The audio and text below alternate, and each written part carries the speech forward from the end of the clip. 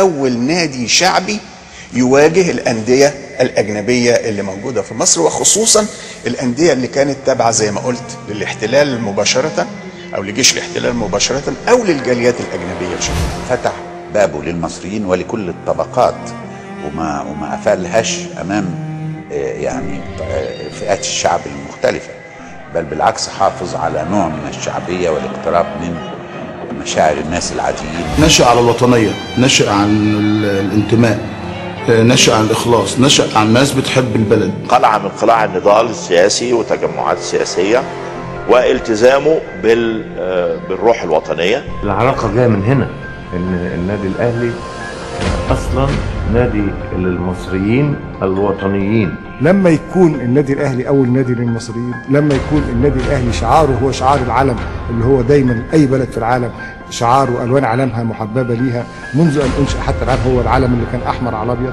لما يكون النادي الاهلي اسمه الاهلي ومعناها في هذا الوقت هو الوطني، كل هذه الاشياء يعني بتنحت في ضمير الانسان وفي ضمير النادي الاهلي وتتراكم وتتواصلها كتير.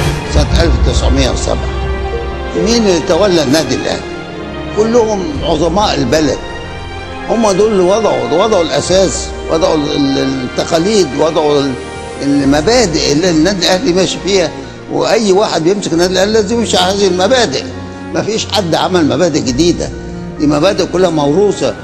في 1907 بقى عندهم نادي زيهم زي الخواجات ويقدروا يدخلوا وما هماش مضطرين يبقوا جون وتيري وعشان يدخلوا، لا محمد واحمد وحسين ودخلوا، وده السبب الاول لتأسيس شعبية النادي الأهلي.